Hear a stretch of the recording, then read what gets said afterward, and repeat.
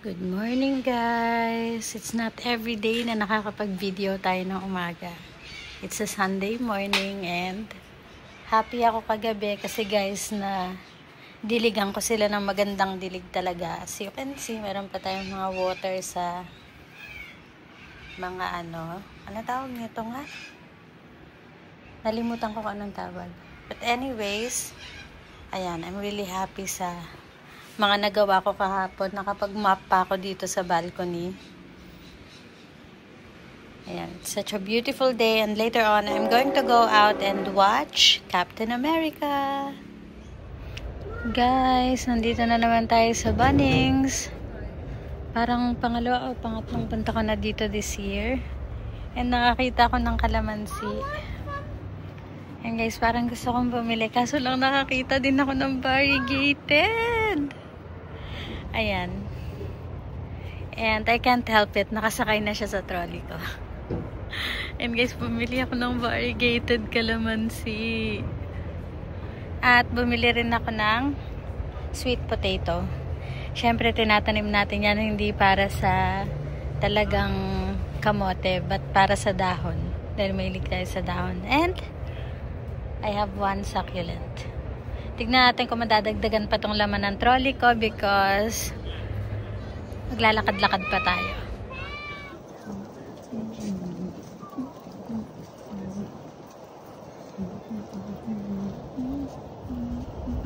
Kalat ng ating garden ngayon. Iniisip ko na baguhin tong, pagpalitin tong ating shelf kasi nahihirapan ako magdilig. Tignan nyo. Kasi diba dahil ganyan, nahirapan ako magdilig dito. So, iniisip ko na pagpalitin sila. Like ito, ilipat doon, tapos that one to go here. So, yung pinakita ko lang sa inyo. Sobrang kalat dito ngayon, guys. Pakita ko sa inyo, ha.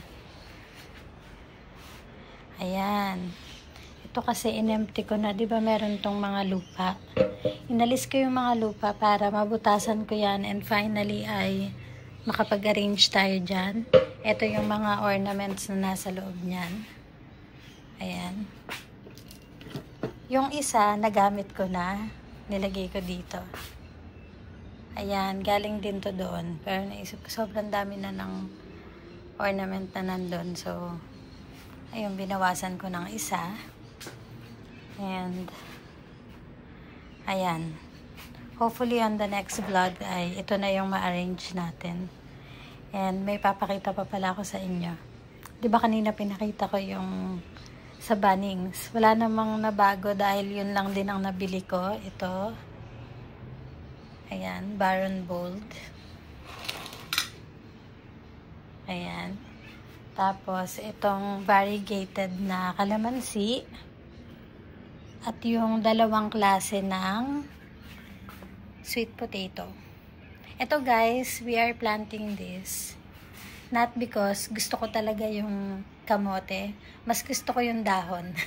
Kaya ako nagtatanim nito ay dahil sa dahon. So, ayan, bumili ako ng, ayan, nakalimutan ko na kung magkano. Parang $3 or $4 ang isa. Tinry ko na magtanim guys ng galing sa kamote talaga. Yung binigay sa akin ni Ate Mary Lou. Ito, nabuhay naman siya. Pero inalis ko nga yung mga ibang dahon kasi yung mga dahon niya may namumuti-muti. Kagaya nun, no? Kita nyo ba? Ayan. Parang nagpuputi-puti. So, inalis ko. Iniwan ko lang yung magagandang dahon. And ito namang ating malunggay. Pinutol ko to, guys. And parang 5 days after kong putulin, tignan nyo ang bilis, oh. Ayan, kung nakikita nyo dyan, meron na siyang mga bagong mga dahon. And I'm really happy na pinutol ko siya at kinalbo. Ayan. Magkakaroon na naman tayo ng malunggay. So, that's really good. And eto, nahagipan ng camera. Ito. Kalan Kowi na ewan ko kung nangyari sa kanya, kung patay na ba siya or medyo buhay pa. Meron talaga tayong mga halaman na nane-neglect. Ayan, ewan ko ba, lahat naman sila ay sabay-sabay kong dinidiligan pero siya lang talaga yung weakest link. Hindi ko alam kung bakit. Ito naman nagmamaganda yung ating Mayana. So ayun guys, mag-arrange ako ng garden. Nakapag-ano pala ako nito, nakapag-propagate kasi gusto kong bigyan si Judy. Ito nilagay ko sa maliit na pot. And sana magtuloy-tuloy siya. Parang buhay naman na siya. Oh. Diba? Pag lumago yan, ganito yan. So ayan, tinaniman ko si Judy. And ayun, mag-garden muna ako guys. Nagkakape ako and sobrang nakakapagpa-happy lang sa akin tong mga to ngayon. Nakakatuwa panoorin yung pag-ano ng malunggay. Ayan guys. Ang dami kong mga new leaves kasi kinalbo ko siya tapos pinutol ko.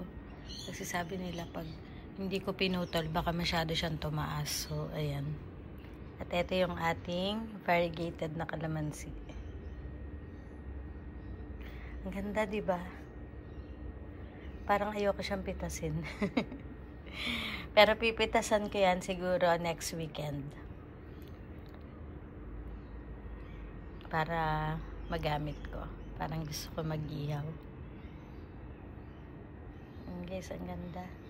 At saka yung talbos ko pala guys. Yung talbos ko. Ayan. Diba sinabi ko na may mga butlig-butlig yung dahon niya? Inalis ko yung mga pangit na dahon. Tapos eto na siya guys, ayan. Tapos eto yung mga binili ko sa Bunnings. Hindi ko pa natatanim kasi wala pala akong potting mix. Kailangan kong bumili ng soil ulit. Ayoko kasi gamitin dito yung pang ano ko, succulents kasi diba mahal yun. So, gusto kong bumili ng potting mix. Yung akin palang alugbati, ayan, buhay na rin siya. Galing yan sa buto. Ayan, tas meron pang isa dito. Ayan, kita ba? Ayan. Ito namang isa na to ay Crassula springtime. Nilagay ko dyan kasi kailangan niya ng maraming tubig. Medyo nag-dry kasi siya. So, nilagay ko lang dyan para mabuhay. Kasi ililipat ko na lang ulit. Guys, first time ko mag-order sa Uber Eats. Sobrang bilis. Marcus. Update sa malunggay natin. Tignan nyo guys, diba pinakita ko sa inyo ng maliliit pa yung mga dahon niya. Ngayon, ang lalaki na ng dahon. And tingnan nyo kung ano yung nakakatuwa. Naging variegated yung aking malunggay. Hindi ko alam kung bakit. Para tinabihan ko lang naman siya ng variegated na kalamansi. Nung maliit pa siya, tignan nyo ngayon. Pati siya, naging variegated na din. Yung gitera, diba? Charis lang. Guys, meron pala akong ipapakita rin sa inyo. Ito yung nabili kong bird cage nung nakaraan na nag-mall ako. Ayan siya. Ang cute niya. Hindi siya ganun kalaki pero cute siya. And para magawa ko yan na arrangement, kailangan ko pa ng parang plate or parang container na ilalagay ko sa loob niyan para mag-hold ng soil na pagtataniman natin. So, ayun ang hinahanap ko ngayon. And itong isa naman na to, nabili ko to the same day na nabili ko yung bird cage. Ayan guys. Gabi na naman. And in a little while ay matutulog na tayo. Dahil may pasok pa bukas. So, ayan. I hope you all enjoyed the vlog and I'll see you on the next one. Bye! Thank you for watching!